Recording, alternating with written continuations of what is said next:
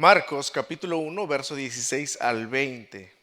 Y estaremos viendo el tema de Jesús llama a sus primeros discípulos. Jesús llama a sus primeros discípulos. Marcos 1, 16 al 20. Dice la palabra del Señor. Andando junto al mar de Galilea, vio a Simón y a Andrés su hermano, que echaban la red en el mar porque eran pescadores. Y les dijo Jesús: venid en pos de mí, y haré que seáis pescadores de hombres. Y dejando luego sus redes, le siguieron. Verso 19. Pasando de allí un poco más adelante, vio a Jacobo, hijo de Zebedeo, y a Juan, su hermano, también ellos en la barca, que remendaban las redes. Y luego los llamó, y dejando a su padre Zebedeo en la barca con los jornaleros, le siguieron. Oremos, hermanos. Padre eterno, gracias por tu bendita palabra. Estamos aquí, Señor, para conocerte a través de tu Santa Escritura. Oramos, Señor, que sea usada por el poder de tu Santo Espíritu, aplicándola a nuestras vidas, dándonos entendimiento. Oramos, Señor, que seas con cada uno de nosotros, que nos permitas estar centrados, concentrados en este estudio de tu palabra. Pedimos tu bendición sobre cada uno de los que escuchan en esta tarde, que sea de mucha bendición para sus vidas, que hables a nuestros corazones, nos edifiques por medio de ella. Mi Dios, como tu siervo vengo delante de ti, Señor, trayendo estos pocos peces, y que seas tú, Señor, multiplicándolos. En el nombre de Jesús. Amén y amén. En la cultura en la cual estamos viviendo hoy día, una cultura que se supone o se hace llamar cristiana, sobre todo en el país donde vivimos, acá en Estados Unidos, es muy común encontrar a personas que se hacen llamar a sí mismas o se identifican como cristianas. Pero hermanos, cuando uno se adentra un poco más a sus vidas o las contrasta con las verdades de las Escrituras, la realidad es de que dista mucho. Hay mucha distancia entre lo que dicen ser y lo que dice la Escritura. Muchos se consideran a sí mismos seguidores de Jesús, pero ¿qué tanto hay de cierto en esas aseveraciones por parte de estas personas? Bien, hermanos, pues este pasaje que vamos a estudiar arroja verdades en cuanto al verdadero cristianismo. Arroja verdades este pasaje en cuanto a lo que significa ser un creyente, un seguidor de Jesús. Así es de que, sin más preámbulo, quiero invitarlos a ver nuestro primer punto en este pasaje que nosotros hemos ya leído.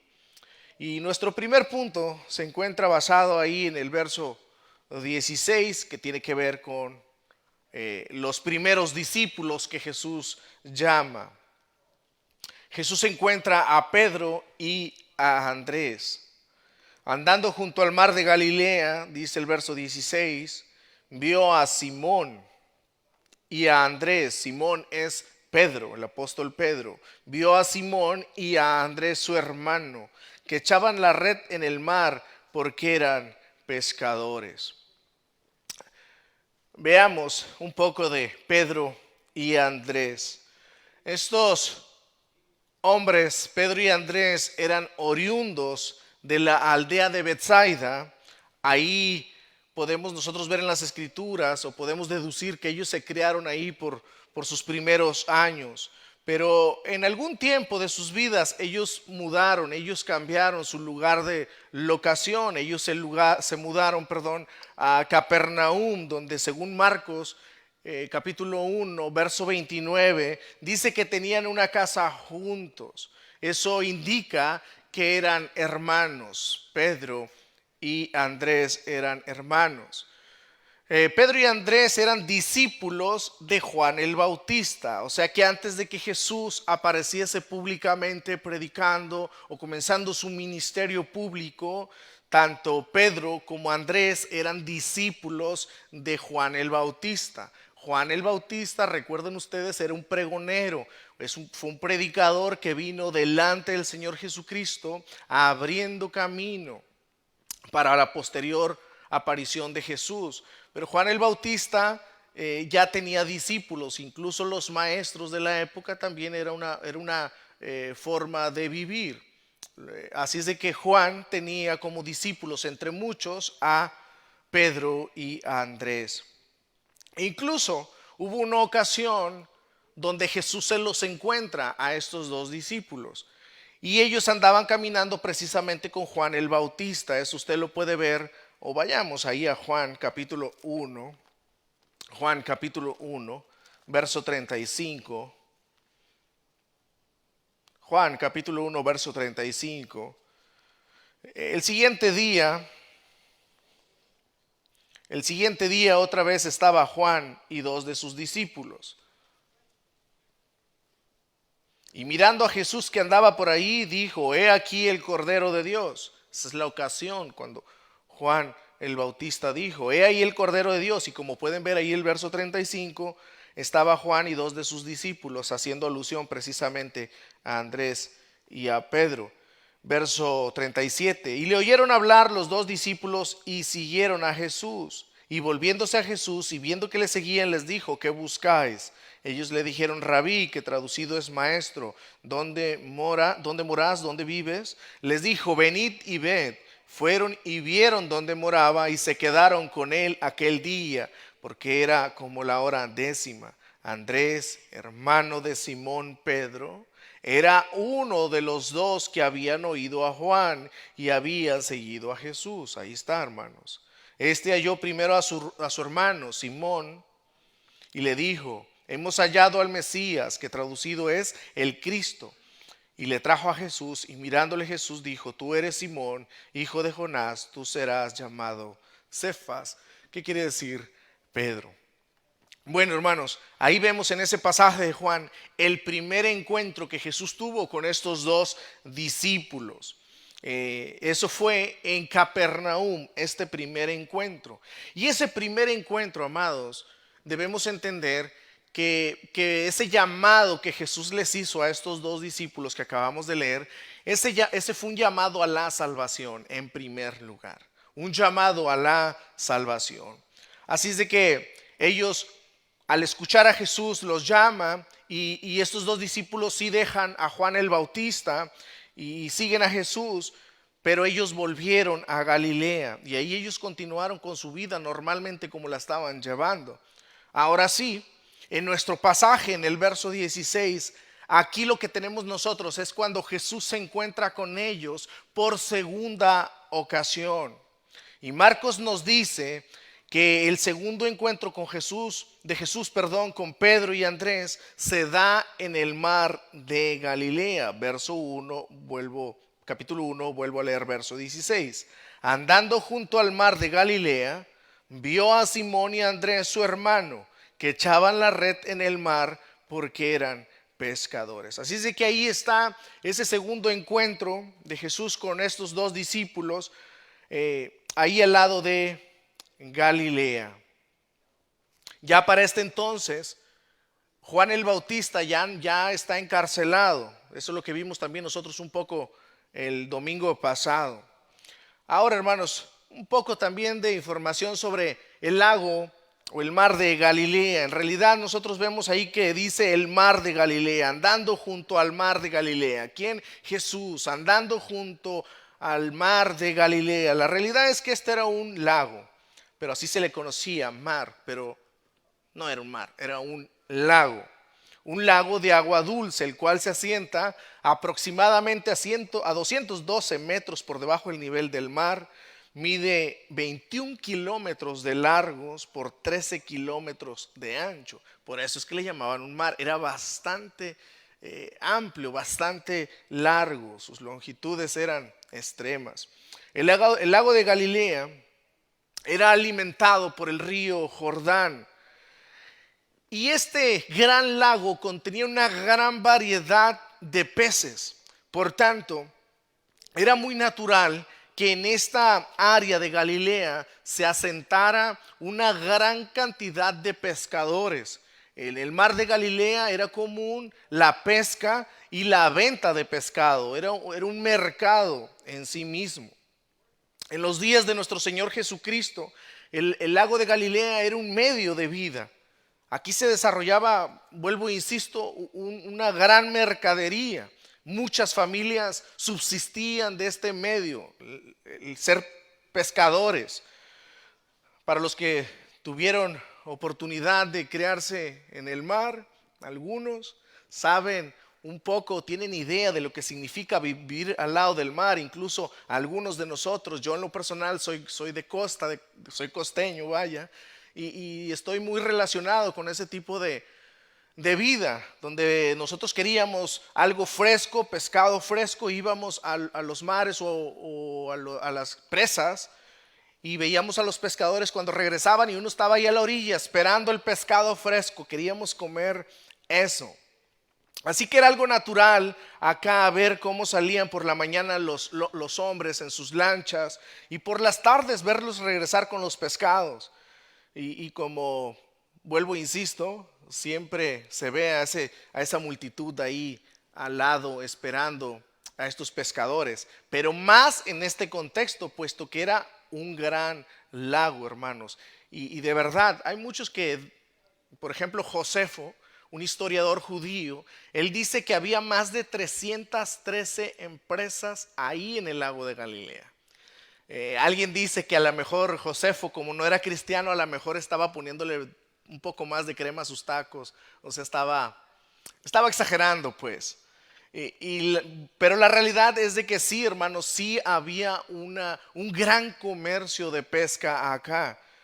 Muchos dicen que sí había más de 300. Pero bueno, la idea es de que era un comercio sumamente grande. Bueno, aquí tenemos a Jesús andando junto al mar de Galilea. Vio a Simón y Andrés, quienes eran hermanos, los cuales estaban echando la red. Tanto Simón, Pedro y Andrés eran pescadores. Ellos se dedicaban, por tanto, al mismo oficio que era común en esa localidad. Alguien dijo, eran pecadores, pero también eran pescadores. Y es una realidad. Lo cual Marcos de entrada nos está dejando dicho a qué se dedicaban, cuál era su oficio. Y Marcos dice que ellos se desenvolvían en la pesca para ganarse la vida. Pedro y Andrés, su hermano, eran hombres comunes, hermanos, hombres comunes y corrientes. Y quiero que entendamos esto. Por eso estoy haciendo alusión a qué se dedicaban. Eran hombres comunes, como nosotros. Nosotros tenemos trabajos diferentes, diversos trabajos. Entre nosotros sabemos aquí, hermanos, que tenemos diferentes actividades, nos dedicamos a diferentes actividades como medio para ganarnos la vida. En la gracia de Dios nos ha dado diversidad de destrezas y talentos. Y aquí Marcos está haciendo alusión a estos dos primeros discípulos de Jesús, los cuales eran pescadores. Y estos son a los cuales Jesús llama como sus primeros discípulos. Es en estos dos primeros que Jesús pone sus ojos. Así es de que eso es lo que nos dice nuestro texto. Pero Marcos continúa, con lo cual llegamos a nuestro segundo punto. Y nuestro segundo punto tiene que ver con Jesús demuestra su autoridad sobre los hombres. Verso 17. Y les dijo Jesús: venid en pos de mí y haré que seáis pescadores de hombres. Eso es lo que le dijo Jesús a estos dos primeros hombres. Venid en pos de mí. Ahora, hermanos, no perdamos de vista también aquí lo que ya hemos venido viendo o estudiando la semana anterior sobre todo, pero las semanas anteriores, porque esto es de suma importancia. Ustedes recuerdan, ustedes que estuvieron acá la semana pasada, vimos en los versos 14 y 15 del capítulo 1 que Jesús comenzó su ministerio terrenal diciendo: el tiempo se ha cumplido, el reino de Dios se ha acercado. El reino de Dios, mis amados hermanos, se acercó por medio de la persona de Jesús. Recuerden que hemos dicho y hemos visto que Dios el Padre fue quien puso autoridad en Jesús. A Jesús se le delegó la autoridad para ejercer la encomienda de llamar y salvar a pecadores perdidos y llamarlos por el puro aprecio, por el puro afecto de su voluntad, por gracia, como dice Efesios capítulo 2, por gracia. Jesús comenzó a llamar a todos los hombres precisamente a venir y pasar a formar parte del reino de Dios. Lo cual, hermanos, cuando Jesús está llamando a los hombres, el reino de Dios se ha acercado. Arrepentíos y creed en el evangelio. Era un llamado ya de entrada. Era un llamado a todas las personas. Vengan, crean en el reino de Dios, en el evangelio, en la persona de Jesús. Por tanto, esta invitación tenía que ver con lo siguiente. Si Jesús estaba invitando a las personas a que vengan y entren a ese reino, por tanto, eso indicaba que las personas estaban fuera del reino. Y esa es la realidad. Toda persona que está sin Jesucristo está fuera del reino de Dios. Toda persona que habita en este mundo, si no está en Cristo, está fuera del reino de Dios. Así es de que Jesús por eso comienza a predicar las buenas noticias de salvación para que entren, para que formen parte del reino de Dios. Y la forma de entrar y pertenecer a ese reino, el cual se había acercado a todo hombre, era por medio del arrepentimiento y de la fe, como también hemos dicho. Y Jesús lo dijo acá en el verso 14 y 15. Así es de que toda aquella persona que escuchaba el mensaje y venía a Jesús, es como si Dios, y esa es la realidad, Dios empezaría a reinar dentro de los corazones y vidas de esas personas. Desde el momento que las personas venían a Jesús, se arrepentían de sus pecados y ponían su fe y confianza en Jesús, desde ese momento Dios el Padre comenzaba a reinar en la vida y los corazones de esas personas. Y eso es lo mismo hasta el día de hoy. Una persona que cree en Jesucristo, Dios pasa a reinar dentro de su vida y de su corazón. Así es de que si tú estás en Cristo, Dios está reinando en tu vida y en tu corazón, lo cual es maravilloso. Ver cómo Dios transforma corazones de piedra en corazones de carne. Y ese es el poder transformador del evangelio de Dios. Ver personas que antes estaban renuentes a Dios y su palabra, a su reino, pero ahora bajo el poder del evangelio y la gracia de Dios, estas personas, incluidos nosotros, nos volvemos al Señor con todo nuestro corazón. Ningún rey terrenal puede transformar la vida de alguien. Y eso es una gran verdad. Hay personas que cuando saben o se dan cuenta de que usted o yo somos creyentes, nos dicen, bueno, es que si eso te ha ayudado, te respeto, dicen. Eso te ha ayudado, te ha hecho mejor persona, te respeto. Qué bueno, mira, yo he ido a otro lugar y también me han ayudado. Hermanos, nada puede ser comparado con el evangelio de nuestro Señor Jesucristo. El evangelio de nuestro Señor Jesucristo transforma los corazones, transforma vidas, no superficialmente, sino internamente, de adentro hacia afuera. Algo que ni la psicología ni ninguna otra cosa creada puede hacerlo. Una persona puede ir por ejemplo, una persona que sufre de adicciones, puede ir a Alcohólicos Anónimos y puede ser ayudado, claro. Puede ir a un psicólogo y puede ser ayudado, claro.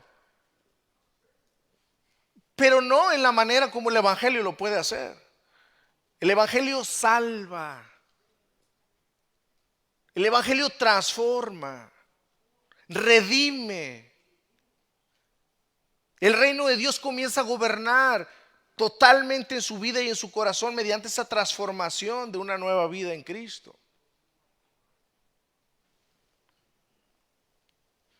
Y eso, nada externo a Jesús o al evangelio lo puede hacer. Pero hermanos, debemos entender lo siguiente. Para que una persona pueda venir a Jesús, Jesús es quien va primero. Y aquí hay uno de los grandes problemas y conflictos aún dentro del entendimiento de muchos cristianos. Porque tristemente muchos creen que el que se acerca primero a Dios es el hombre. Pero no es así.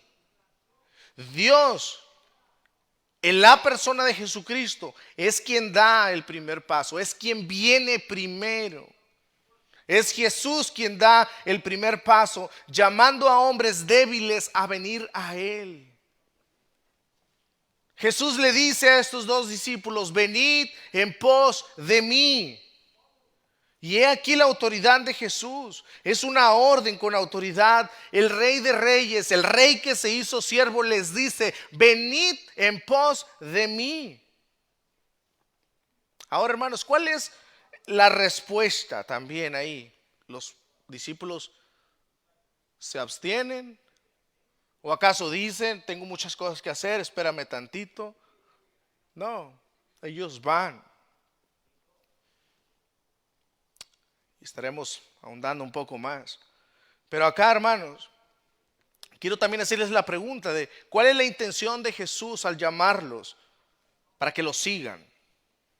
Jesús dice ahí: para hacerlos pescadores de hombres. Así que lo que debiéramos entender aquí es de que no es un llamado a la salvación, hermanos, como ya dije. Aquí tenemos un llamado al discipulado. El llamado a la salvación ya había ocurrido, pero acá es un llamado posterior al discipulado para ser entrenados. Quiero llamar su atención aquí. Observe nuevamente como en el mar de Galilea. Como le dije, había mucha gente alrededor acá, un centro comercial pesquero, muchísimas personas, miles de personas había allá. Y Dios en su gracia, en su soberanía, escogió de entre esa multitud ¿a quién?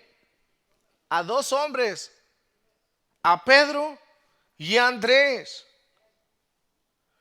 Jesús no fue allá con un altavoz, pues no lo había, pero de todas maneras no fue allá con viva altavoz a decir: hey, voy a comenzar una religión, pienso comenzar el cristianismo. ¿Quién quiere venir acá? ¿Quién quiere enfilarse? ¿Quién quiere enrolarse? ¿Quién quiere enlistarse? No. Él puso su mirada en dos hombres, en estos dos hombres, en Pedro y en Andrés, y les dijo: venid en pos de mí, que os haré pescadores de hombres. No sé cuántos de ustedes en alguna ocasión se han preguntado: ¿por qué Dios me escogió a mí? ¿Ustedes se han preguntado eso? ¿Usted que es creyente? ¿Por qué a mí?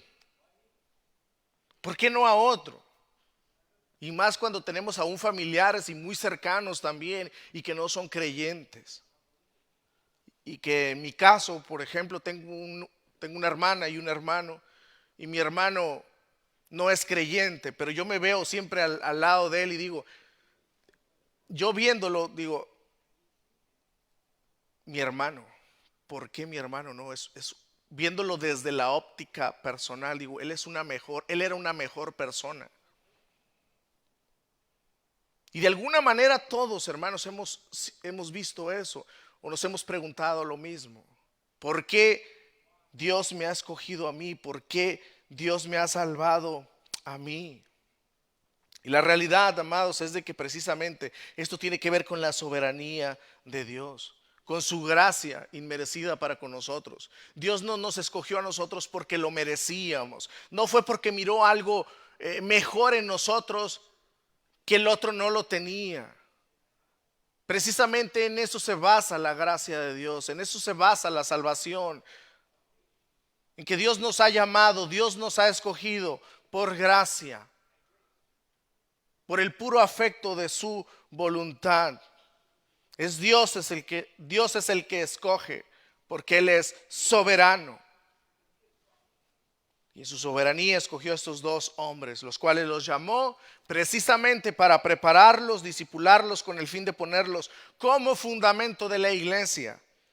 Sobre estos dos acá que estamos viendo de entrada, más otros 10, es de que Jesús va a poner el fundamento de la iglesia. Ellos los va a llamar y los va a poner como apóstoles, el fundamento de la iglesia cristiana.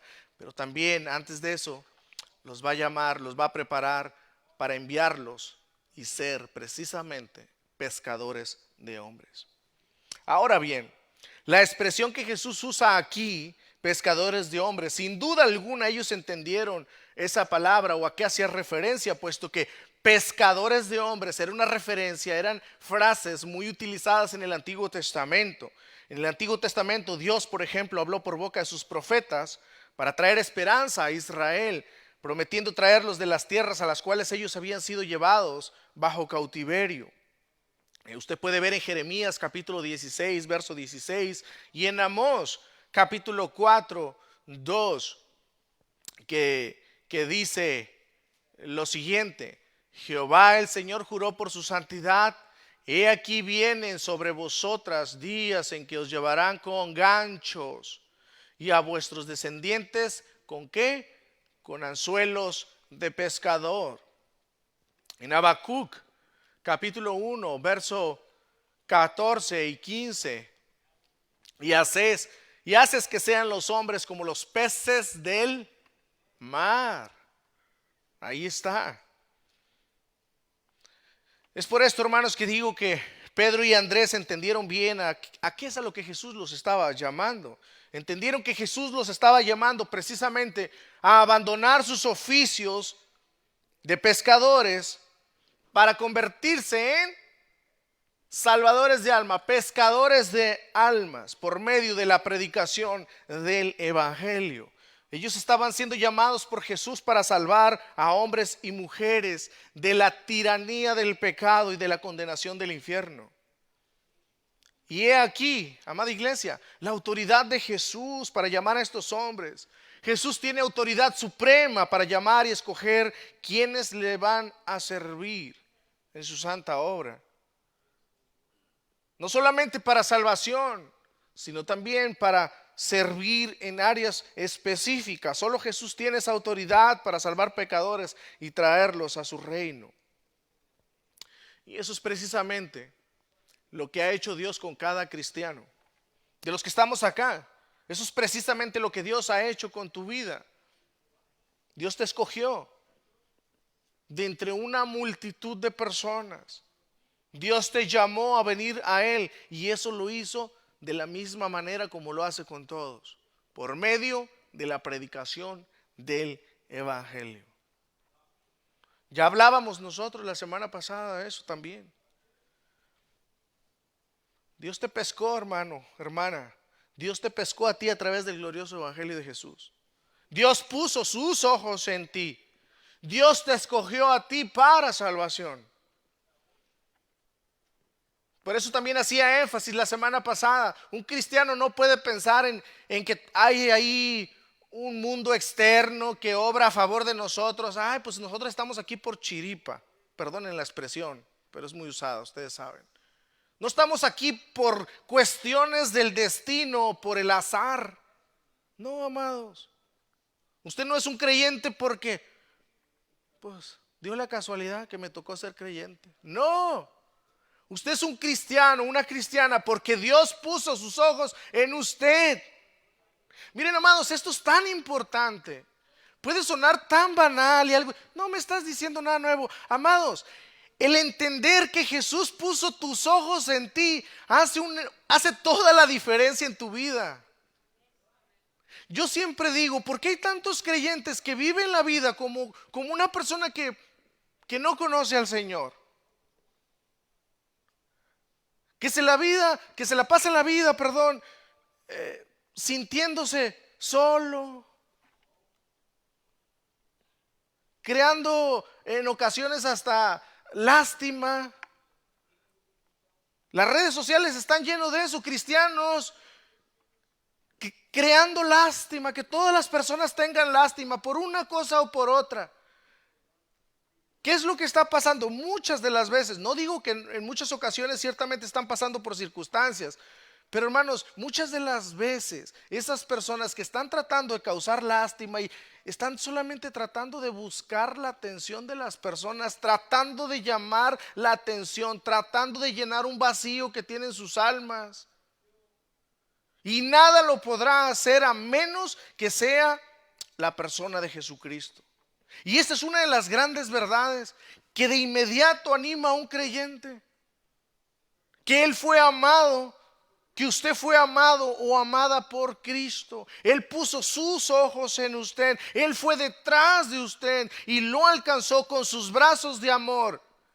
Y eso se dio a través de la predicación del Evangelio. Y Dios le abrió el entendimiento. Y Dios cambió su corazón en uno de piedra, en uno de carne, o sea, para que fuese receptivo al Evangelio.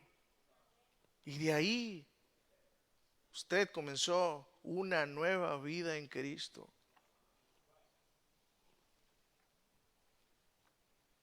Así es de que eso es lo primero que debemos entender. Dios te llamó a ti para salvación. Dios te escogió a ti para salvación en primer lugar. Pero a la luz de esa verdad, tú y yo debemos esforzarnos por vivir cada día conforme a ese llamamiento. Esa es una realidad ahora que olvidamos. Debemos vivir agradecidos teniendo en mente esta gloriosa verdad. Quiero que me acompañen, hermanos, por favor, a Segunda de Tesalonicenses. Segunda de Tesalonicenses, capítulo 2. Segunda de Tesalonicenses, capítulo 2, verso 13, dice lo siguiente. Verso 13 y 14 de ahí del capítulo 2 de Segunda de Tesalonicenses.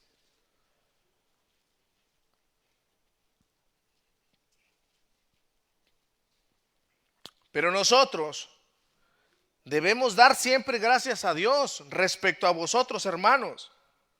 Pablo hablando sobre los tesalonicenses, pero esto aplica a nosotros como creyentes, a usted como creyente. Amados, ¿por quién? Por el Señor. Usted que es creyente, usted es amado por el Señor. De que Dios nos haya escogido desde el principio para salvación mediante la santificación por el Espíritu y la fe en la verdad. Verso 14. A lo cual os llamó mediante nuestro Evangelio para alcanzar la gloria de nuestro Señor Jesucristo. Ahí está, amados. Dios nos llamó para salvación, pero también esto incluye, obviamente, automáticamente debemos esforzarnos cada día para vivir conforme a ese llamamiento, vivir dignos de ese llamamiento. Y acá tenemos a Pedro y a Andrés. Jesús los escogió, Dios los escogió. Y acá Jesús les dice: los haré pescadores de hombres. Hermanos, una aplicación rápido aquí es: no pensemos que este llamado de ser pescadores de hombres es solamente para unos cuantos. Este llamamiento de ser pescadores de hombres aplica para todo aquel que es cristiano. Y precisamente porque el llamamiento de ser pescadores de hombres, de hacer discípulos, de cumplir con la gran comisión de ir por todo el mundo y predicar el Evangelio. Dicen que precisamente la gran comisión es la gran omisión. ¿Por qué? Porque, amados, el cristiano, tristemente, puede que sepa, tenga una convicción, soy salvo, pero pareciese como que ahí terminan las cosas. Como si la tarea es para otros. Pero la tarea de hacer pescadores de hombres nos incluye a todos, de alguna manera u otro a todos.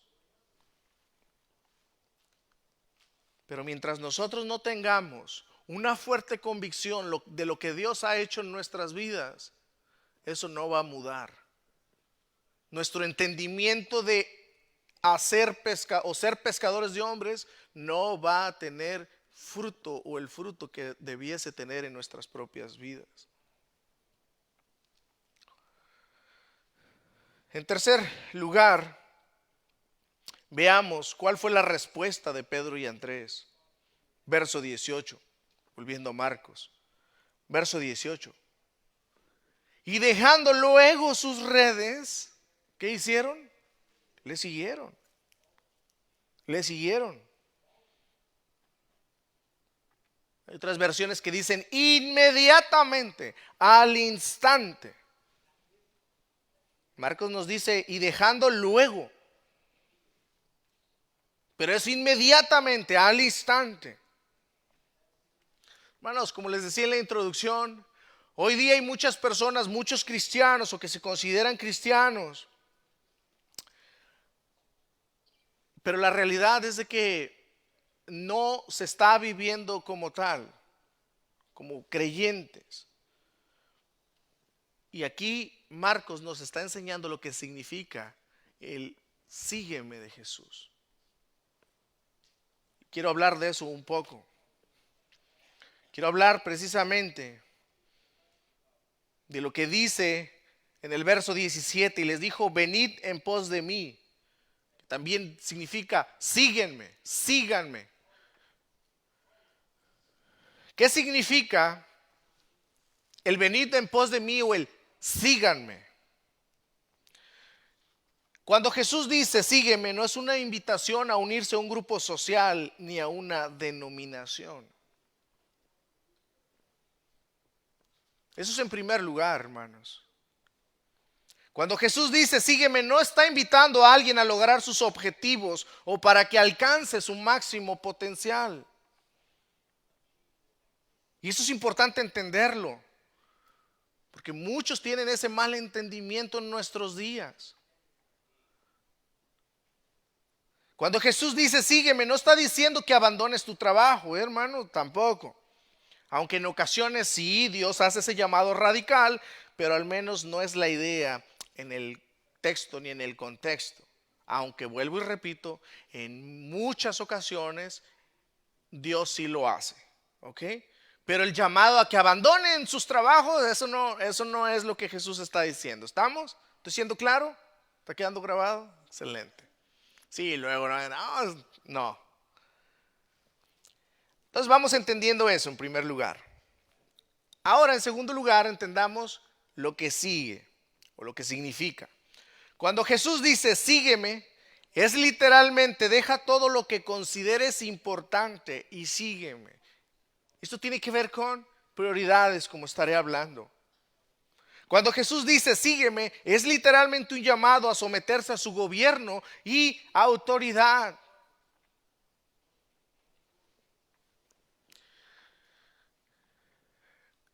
John MacArthur tiene un libro que precisamente habla de él, qué significa el sígueme de Jesús. Se lo recomiendo.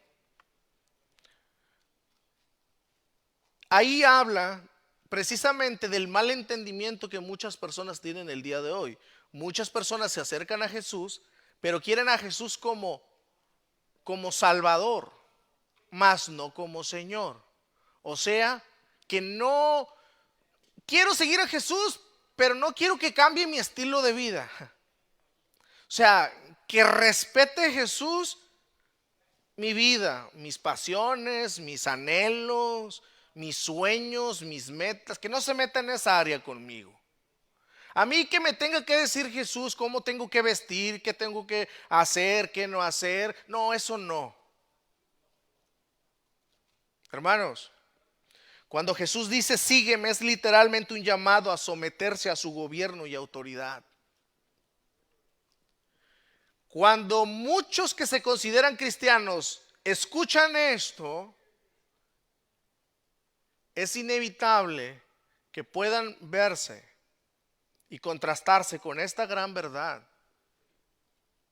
porque esa es la intención también, que podamos contrastarnos. Porque hay muchas personas que dicen no, eso de seguir a Jesús de esa manera no. Bueno, ¿qué es lo que está saliendo a la luz cuando alguien tiene esa actitud o esa forma de pensar? Que verdaderamente no es un creyente. Muy posiblemente no sea un creyente, que no voy a ser tan radical. Pero muy posiblemente, 99% es que no son creyentes. Muy seguramente no son creyentes.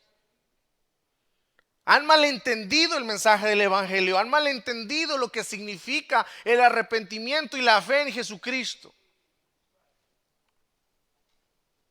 Entonces, cuando Jesús dice sígueme o venid en pos de mí, literalmente es un llamado a someterse a su gobierno y su autoridad. Y observen lo que estoy diciendo, amados. a su gobierno y su autoridad, ¿ok? Porque eso es muy importante. No es la autoridad de un hombre, no es la autoridad de un pastor, no es la autoridad de una denominación, ni nada que ver. Es a la autoridad y gobierno de Jesús. Cuando Jesús dice, sígueme, es literalmente a poner tus prioridades, tus gustos, tus pasatiempos en segundo plano.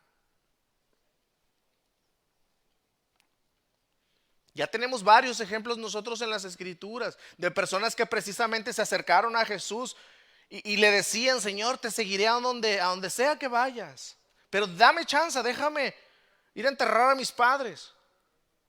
Deja que los muertos entierren a sus muertos. No es que estaba despreciando el dolor ni nada, pero había una enseñanza ahí, amados, precisamente, de que seguir a Jesús implica sacrificio y en muchas cosas, y esa es una realidad. Sacrificio que muchas personas que se consideran cristianas no están dispuestas a hacerlo. Cuando Jesús dice, sígueme, es literalmente, sírveme también con los dones y talentos que yo te he dado. ¿Cuál fue la respuesta de Pedro y Juan? Verso 18. Y dejando luego sus redes, le siguieron. Seguir a Jesús significa someterse a su señorío y a su gobierno. La opinión o la idea de que alguien puede ser un verdadero cristiano, aunque su estilo de vida, su sistema de valores, su vocabulario y actitud estén marcados por un obstinado rechazo a entregarse a Cristo como Señor, es un concepto totalmente equivocado. La opinión de que alguien puede vivir como quiere y ser cristiano es un concepto totalmente equivocado. Estos discípulos no le dijeron a Jesús, espérame, pero, o sea, ¿cómo así que sígueme? Explícanos, o sea, ¿cuál va a ser la ganancia? No vemos eso, ¿verdad? Ellos fueron sin cuestionar nada a Jesús. El llamado de Jesús a estos dos discípulos fue radical. Síganme. Y la respuesta fue radical. Le siguieron al instante dejando todo. Por tanto, el verdadero cristiano sigue a Jesús, hermanos, sirviéndole en la expansión del reino de Dios. El verdadero cristiano ha encontrado el verdadero significado de la vida. Seguir a Jesús implica precisamente seguirle, no importando las consecuencias que tenga que enfrentar uno en este mundo. El estar en Jesús implica pertenecer a la verdadera vida, pertenecer al verdadero reino, el cual es mucho mejor servir al reino de Dios que al reino del pecado. Y esa es la realidad. Ahora, hermanos, veamos en cuarto lugar y de forma más breve cómo Jesús encuentra a dos discípulos más. Verso 19 y 20. Verso 19 y 20. Pasando de allí un poco más adelante, vio a Jacobo, hijo de Zebedeo, y a Juan, su hermano, también ellos en la barca que remendaban las redes. Y luego los llamó y dejando a su padre Zebedeo en la barca con los jornaleros, le siguieron. Lo que vemos aquí en este texto es que Jacobo y Juan eran dos hermanos también. Jacobo es de los menos conocidos, pero no significa que haya sido uno de los más apasionados y posteriormente de entre los 12 fue uno de los 3 más cercanos a Jesús. Pero ahí está Jacobo y Juan su hermano. Juan pues sí es uno de los más conocidos aparte del apóstol Pedro. Juan, el amado de Jesús o el discípulo amado de Jesús por la cercanía que había con él. Pero bueno, me llamó la atención cómo los primeros 2 hombres que encuentra Jesús están tirando la red de pesca, ¿verdad? Están pescando. ¿Y estos 2 qué están haciendo? ¿Están qué? remendando. Dos cosas que tienen que ver con la pesca, pero diferentes. Estos están remando las redes. Hermanos, el reino de Dios, o en el reino de Dios, cada cual cumple una función específica. Dios nos escoge, Dios nos llama y nos pone a servir donde Él desea, donde Él quiera. Las funciones son diversas dentro del mismo reino de Dios. Lo cierto es que Dios suele utilizar en áreas que en ocasiones a algunos les parece cosa insignificante, pero para el Señor es de gran valor. Y esa es una realidad. El pensar o creer que, por ejemplo, ministerios, hablando del reino de Dios y dentro de una iglesia local también, pensar que el pastor o algún maestro o alguien que enseña o algún ministerio, puede ser el de adoración, cualquier ministerio que tenga más visibilidad, si nosotros pensamos que son más importantes que otros, nosotros tenemos un concepto errado. En la iglesia y en el reino de Dios es tan importante el trabajo que se hace cuando todos lo ven o cuando nadie lo ve. Es igual de importante. Yo entiendo que muchas veces hemos estado expuestos a ministerios, iglesias, donde pues el pastor, por ejemplo, es el tocado por el Señor, el ungido de Jehová, y usted sabe eso, no se metan con él y todo eso, y haciendo distinciones. Eso es completamente errado. Dentro del reino de Dios, todo trabajo que se hace es de igual y suma importancia. Amén. Hermanos, quiero que me acompañen rápidamente para que vean ahí en 1 Corintios lo que estoy diciendo. 1 Corintios capítulo 1, verso 26. Pues mirad, hermanos, vuestra vocación, vuestro llamamiento, que no sois muchos sabios según la carne, ni muchos poderosos, ni muchos nobles, sino que lo necio del mundo escogió Dios para avergonzar a los sabios, y lo débil del mundo escogió Dios para avergonzar a lo fuerte, y lo vil del mundo y lo menospreciado escogió Dios, y lo que no es, para deshacer lo que es, a fin que nadie se jacte en su presencia. Mas por él estáis vosotros en Cristo Jesús, el cual nos ha sido hecho por Dios sabiduría, justificación, santificación y redención, para que, como está escrito, el que se gloría, gloríese en el Señor. O sea, hermanos, todos hemos sido llamados por el mismo mensaje. Hemos sido llamados a la persona de nuestro Señor Jesucristo. Hemos sido comprados, perdonados y justificados por la misma sangre. Así es de que no hay más valor en unos que en otros. Hermanos, Dios los ha servido para servirle en su reino, para gozar de su presencia, para gozar de su favor. Aunque el mundo te aborrezca, siempre recuerda que el único y sabio Dios, el soberano Dios del cielo, te escogió a ti. Siempre recuerda eso. El soberano Dios del cielo te escogió a ti. Esa es una gran verdad que siempre debes mantener en mente. Así es de que no es el llamado para que sigas viviendo en pecado, ni para que le sirvas al pecado, sino para seguirlo a Él, a Jesús, cueste lo que cueste. Amén. Ese es nuestro corto pasaje en esta tarde, amados. Vamos a terminar con algunas aplicaciones. La primera es que Dios en primer lugar nos llama soberanamente para recibir salvación en la persona de su Hijo Jesucristo. Pero a su vez es un llamado al discipulado. Dios nos llama para salvación, pero a la vez nos llama para el discipulado.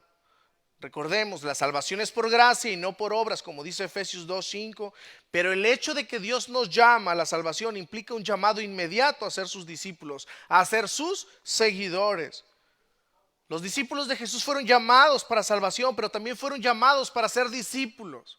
Así es de que, aunque vemos acá dos Dos puntos distintos donde Jesús se encuentra con estos discípulos, aunque vemos en dos diferentes porciones, si pudiésemos decir, de las escrituras, donde Jesús se encuentra con ellos y los llama a la salvación, y después en otro encuentro donde Dios los llama al discipulado. No quiere decir que hay dos tipos de llamados. Simplemente nosotros vemos en las escrituras los pasajes, estamos viendo la narrativa, los acontecimientos, cómo Jesús llamó a sus primeros discípulos, los cuales se convertirían en apóstoles. Pero el punto es acá que cuando Dios llama para salvación, inmediatamente se convierte en un discipulado. O sea, nosotros nos convertimos en seguidores de Jesucristo. Ellos fueron equipados para realizar la tarea más importante, hablando de estos discípulos y posteriores apóstoles. Fueron preparados, equipados para llevar a cabo la tarea más importante sobre la faz de la tierra, que era ser pescadores de hombres por medio precisamente del evangelio. Ellos tuvieron al mejor maestro.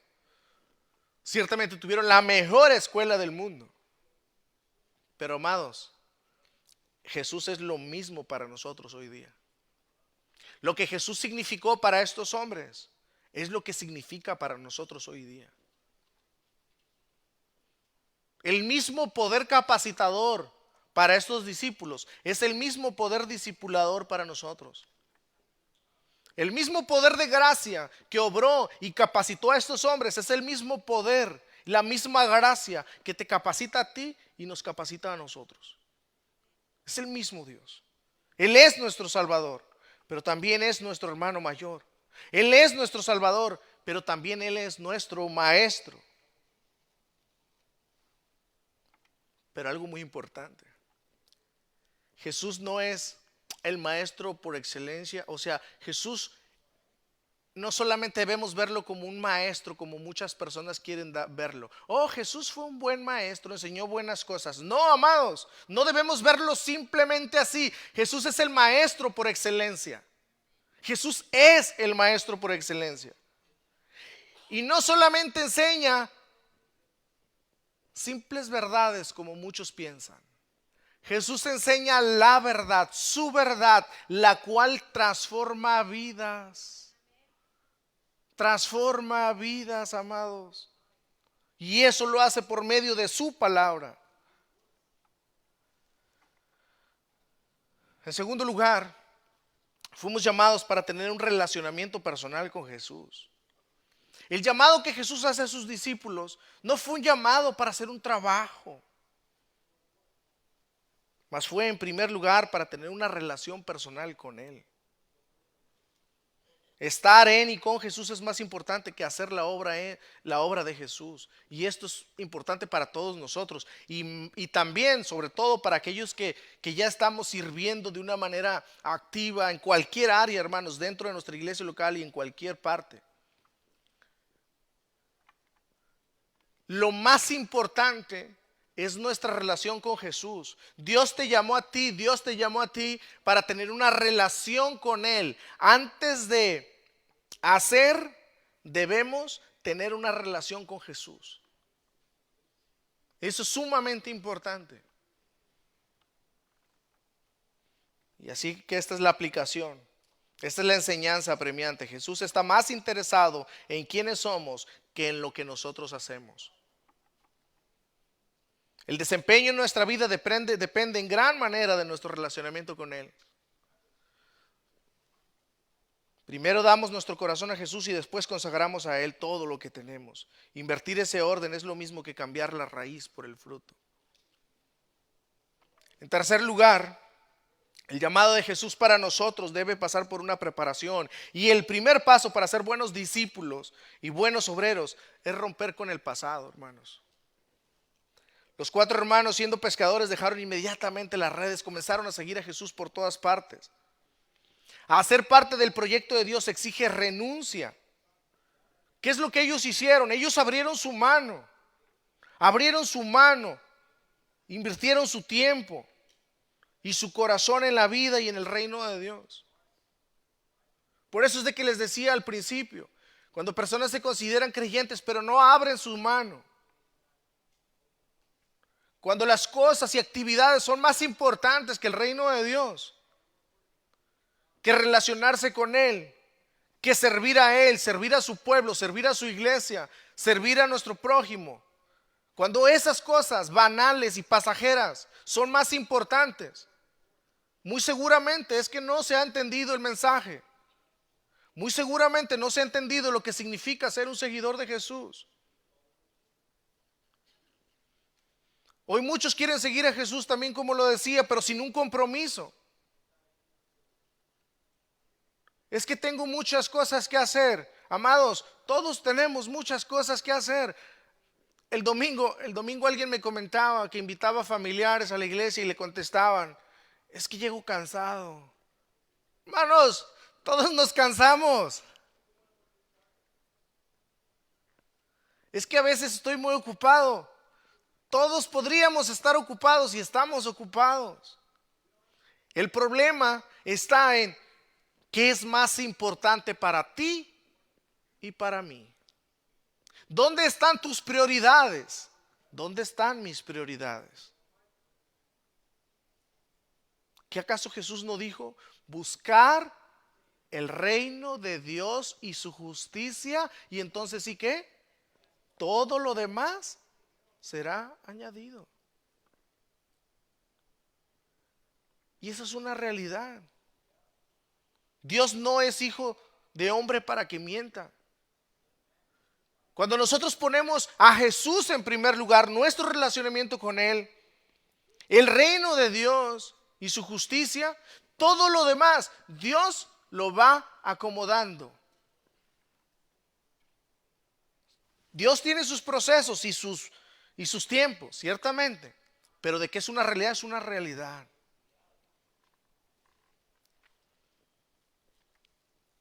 Así es de que, hermanos, por eso es importante entender este punto. Es necesario dejar todo aquello que nos impide caminar. Debemos dejar nuestro pasado atrás, en todo sentido. No podemos seguir viviendo del pasado. Dios nos llama a vivir ahora, en el día de hoy. ¿Sabe? Yo en otras ocasiones lo he dicho. ¿Sabe por qué muchas personas no pueden avanzar en lo más mínimo, ni en lo personal, ni en lo espiritual? Precisamente tiene que ver con este orden de prioridades a la inversa. Pero mucho de eso tiene que ver con que viven atados al pasado. Dios nos llamó ahora: seguidme, venid en pos de mí, dejad atrás todo. No se puede seguir a Jesús con unas maletotas acá, hermano. Es imposible. Dios nos llama a dejar el gabaje atrás, a continuar adelante, movernos hacia adelante en todo sentido de la vida. Pero todo comienza con tu relacionamiento con Jesús y mi relacionamiento con Jesús. De ahí tiene que ver todo lo demás. Así es que si tú estás aquí por primera vez, apenas estás enseñando a Jesús o te has alejado del Señor, mi oración es de que Dios use esta enseñanza para tu propia vida, para tu propio bien. No hay cosa más importante en la vida que estar en Jesús. Todo lo demás es banal, es pasajero. No se puede comparar el reino de este mundo, las cosas terrenales, por el reino de Dios, el cual es eterno. Hay recompensas de seguir a Jesús para esta vida y la venidera.